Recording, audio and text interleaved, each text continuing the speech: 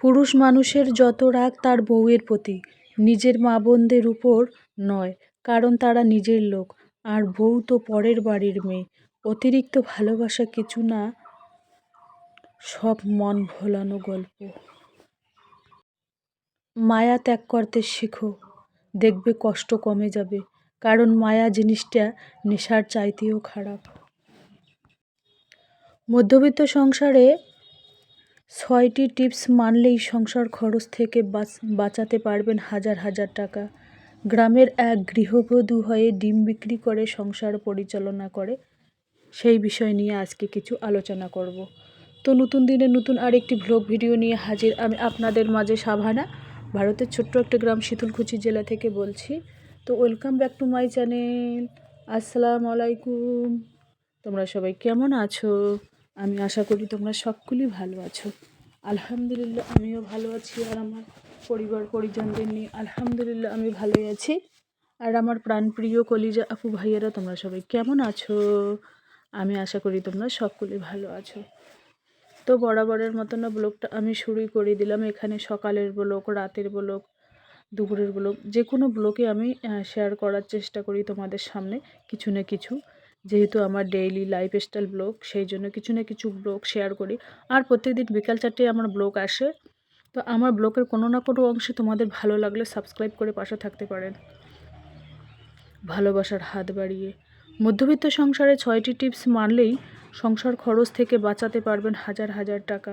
গ্রামের এক গৃহবধূ হয়ে দেশি মুরগির ডিম বা হাঁসের ডিম বিক্রি করে সংসার পরিচালনা করে, সেই বিষয় নিয়ে কিছু আলোচনা করব। আর অল্প পুঁজিতে তোমরাও চাইলে ব্যাগের ব্যবসা করতে পারো, সেলাই করতে পারো, টিউশনি করাতে পারো, হাঁস মুরগি কবিতরও পালতে পারো অল্প পুঁজিতে।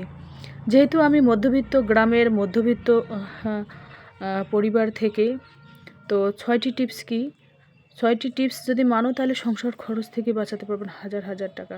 সে 6টি টিপস কি? 1 নম্বর টিপস হচ্ছে মানে বিনা কারণে বাইরে যাবেন না, কারণ বিনা কারণে বাইরে গেলে খরচটা বেড়ে যায়। 10 টাকা হলেও খরচ হয়, 1 নম্বর। 2 নম্বর হচ্ছে উচ্চ বিলাসিতা করবেন না। ঘরে একটা জিনিস আছে পুরানো, আর একটা নতুন দামি কিনবো। 3 নম্বর হচ্ছে এপাশে ওপাশে খড়কুটো কুড়িয়ে রান্না করবেন, সেখান থেকেও সংসারের টাকা বাঁচবে। 4 নম্বর হচ্ছে আশেপাশে থেকে শাকসবজি একবেলা হলেও তুলে রান্না করার চেষ্টা করবেন, বা নিজে ছাদ বাগানে, উঠান বাগানে শাকসবজি আবাদ করে একবেলা হলেও চালিয়ে দিতে পারেন। আর 4 নম্বর হচ্ছে কোথাও গেলে কারণবশত কোথাও গেলে মন মানল না, একটা জিনিস কিনেই নিলাম হুটহাট করে, বাড়িতে তো সেই জিনিসটা আছেই, সেটা করলে চলবে না, সেটা করলে চলবে না। আর 6 নম্বর হচ্ছে 6 নম্বর হচ্ছে যেটা আমরা রেস্টুরেন্টে খাবো, বা মানে এখানে ওখানে দামি খাবার কিনে খাবো, বিরিয়ানি খাবো, পোলাও খাবো, সেটা কিন্তু বাড়িতেই আমরা বানিয়ে খেতে পারি মাসকে ফসকে। সেটাতে স্বাস্থ্যেরও পক্ষে ভালো হবে, কিছু টাকা সেভও হবে। এই 6টা টিপস যদি তোমরা মানো তাহলে কিন্তু সংসার খরচ থেকেই তোমরা হাজার হাজার টাকা জমাতে পারবেন। দেখুন, তোমরা যতই ইনকাম করো না কেন, যদি বুদ্ধি না থাকে, এই টিপসগুলো যদি ফলো না করো, তাহলে কিন্তু কোনোই লাভ নেই, কোনোই ফায়দা নেই। এই টিপসগুলো যদি মানো তাহলে অল্প সংসার খরচের অল্প ইনকামেও তোমরা টাকা সেভ করতে পারো, জমাতে পারবেন, বাঁচাতে পারবেন। এটাই হচ্ছে মেন কথা। তো দেখুন, আজ আমরা ইয়ং বয়সে টাকাকে সেভ করব, বৃদ্ধ বয়সে টাকাই আমাদের সেভ করবে। এটাই হচ্ছে বাস্তবে যেটা সেটাই কিন্তু আমি তোমাদের কাছে তুলে ধরি। তো এই যে দেখুন, আমি অনেক দিন পর ব্যাগ সেলাইয়ের কাজে লেগে পড়লাম, কারণ এই লাইলন ব্যাগগুলো আমি কেটে রেখে দিয়েছি। অনেকগুলো সেলাই করা ছিল, সেইগুলো আমি ডেলিভারিতে দিয়ে এসেছি, ওইগুলো শেষ হয়ে গেছে। এখন আবার শুরু করেছি, কারণ শেষ হয়ে গেছে, সেই জন্যই আর কি। আমার মেইন ব্যবসা হচ্ছে এই ব্যাগ। কারণ দেখুন, মানুষ সবাই কিন্তু ইনকাম করে, কিন্তু ইনকাম করার ধরন প্রত্যেকেরই আলাদা। কেউ মাঠে ঘাটে রোদের মধ্যে ইনকাম করে, ওই রোয়া গাড়া তামাক ক্ষেত ওইগুলো করে, কেউ ফ্যানের তলায় বসে সেলাই করে, কেউ বা মাস্টারি চাকরি করে, কেউ বিজনেস করে, ধানের ব্যবসা করে, কেউ পাটের ব্যবসা করে।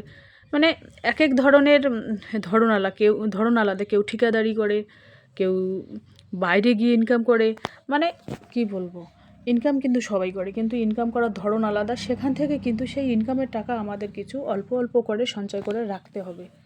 এই যে দেখুন, ছেলে আর ছেলের আব্বা গল্প করতেছে, আমি চুপ করে আর কি ক্যামেরা করে নিলাম। আজকে রান্না হচ্ছে কি, ফুলকপি দিয়ে পাঙ্গাস মাছের ঝোল, ফুলকপি আলু দিয়ে পাঙ্গাস মাছের ঝোল।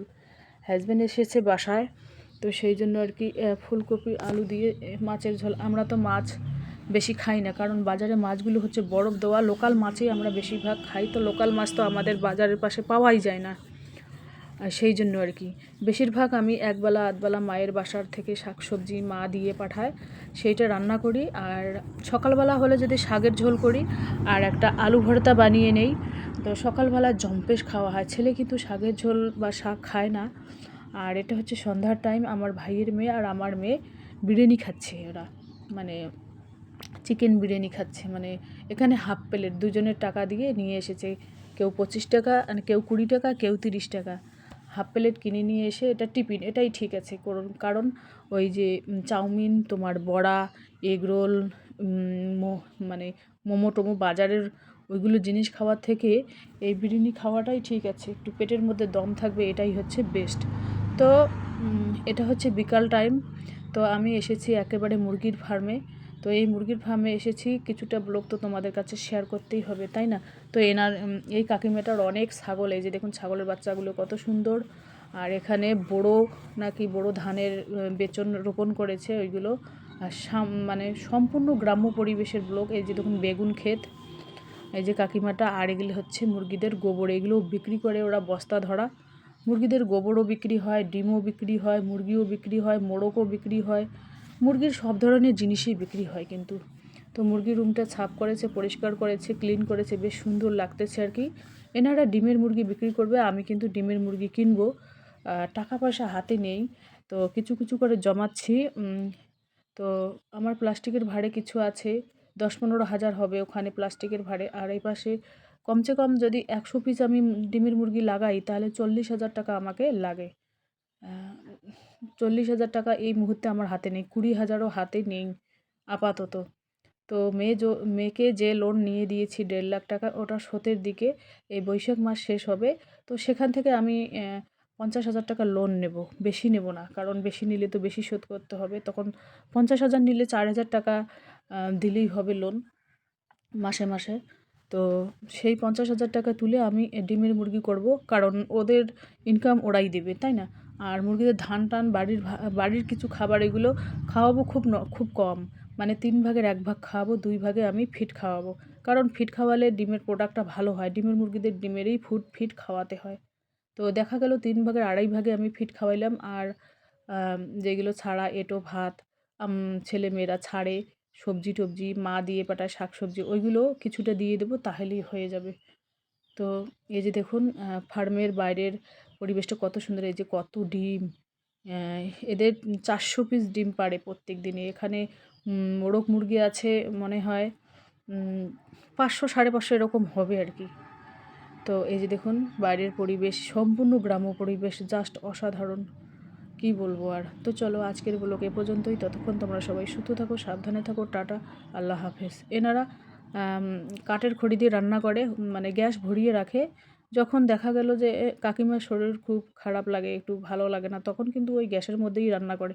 এই যে দেখুন বাড়িটাও খুব সুন্দর, উঠানটা অনেক বড়। আমি ব্যাগ নিয়ে এসেছি, এই ব্যাগের মধ্যে করে ডিম ভরিয়ে নিয়ে যাব।